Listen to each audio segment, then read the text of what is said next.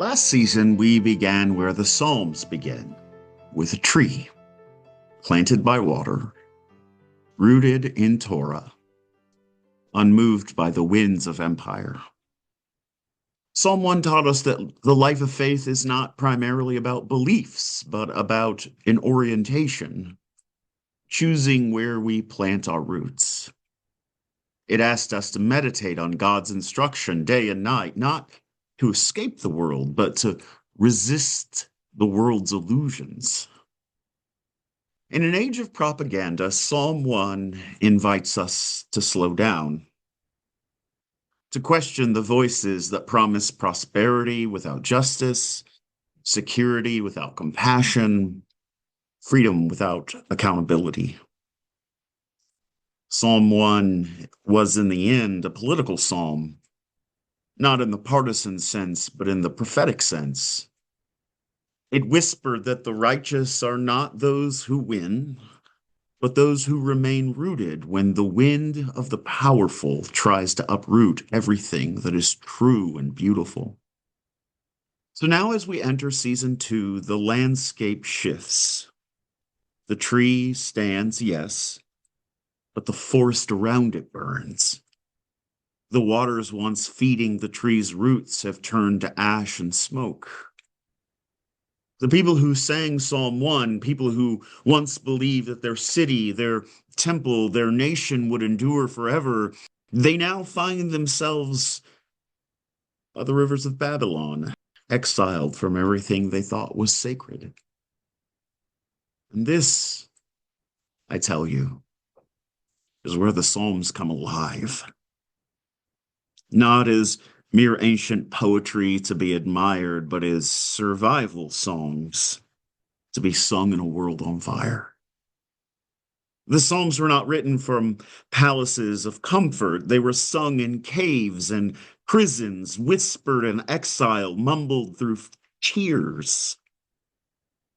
They are, to borrow Walter Brueggemann's phrase, psalms of disorientation.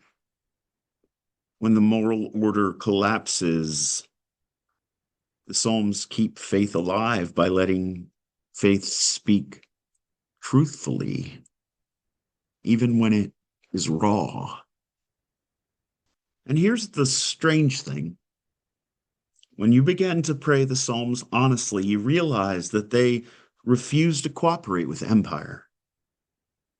They don't flatter the powerful. They don't spiritualize injustice.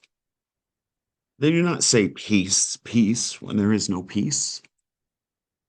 They name violence. They cry for deliverance.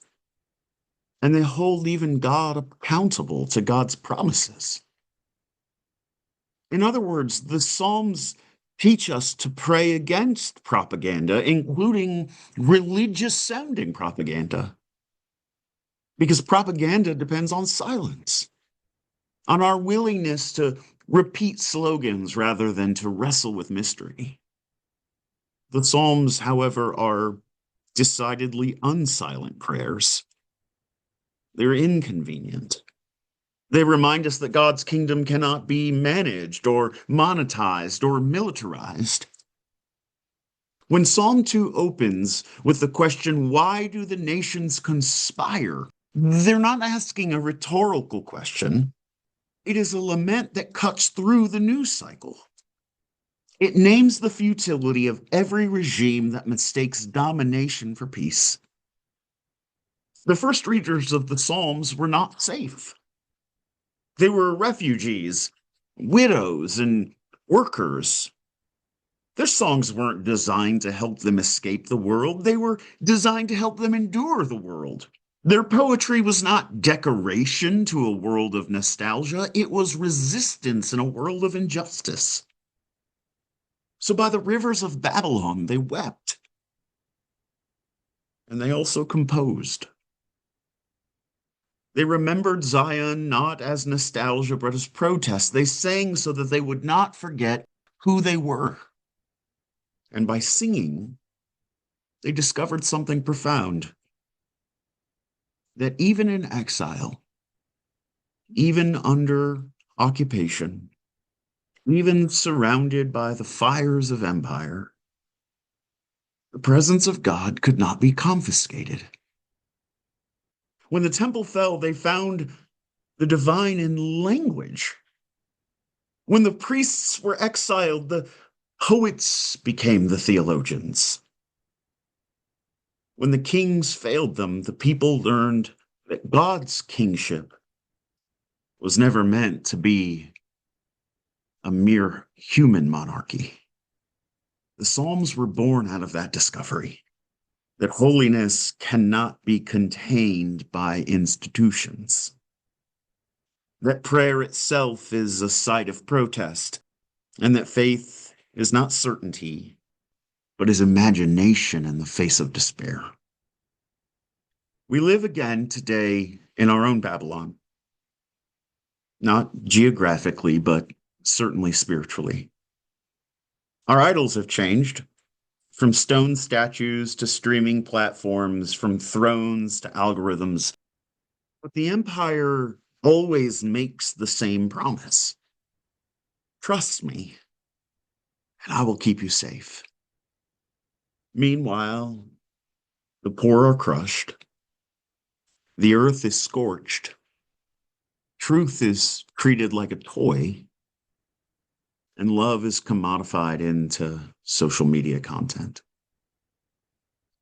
In such a world, praying the Psalms is a subversive act. It reclaims language from manipulation. It reminds us that lament is not weakness, that hope is not naive, and that to sing about justice is to remember that God has not surrendered creation to cruelty. Psalm 1 taught us how to be rooted. Psalm 2 is going to teach us how to stand, how to name the conspiracies of the nations, how to find courage in the laughter of heaven, and how to live not as spectators of empire, but as citizens of another kingdom. This is where our second season begins. Not in peace, but in tension, not in answers, but in truth, not in triumph, but in prayer. Because to pray the Psalms in a world on fire is to remember that the truest revolution begins in worship, and that the ones who learn to pray are the ones who will know how to endure. And so next time, we're going to step more deeply into that prayer, exploring how the Psalms themselves became the soundtrack of exile, and how that ancient chorus might still teach us to resist despair today. Until then, remember, faith begins not with control, but with imagination. And the Psalms teach us to imagine God's world, even when all we can see is Babylon's. And therefore, the Psalms are teaching us to pray in a world on fire.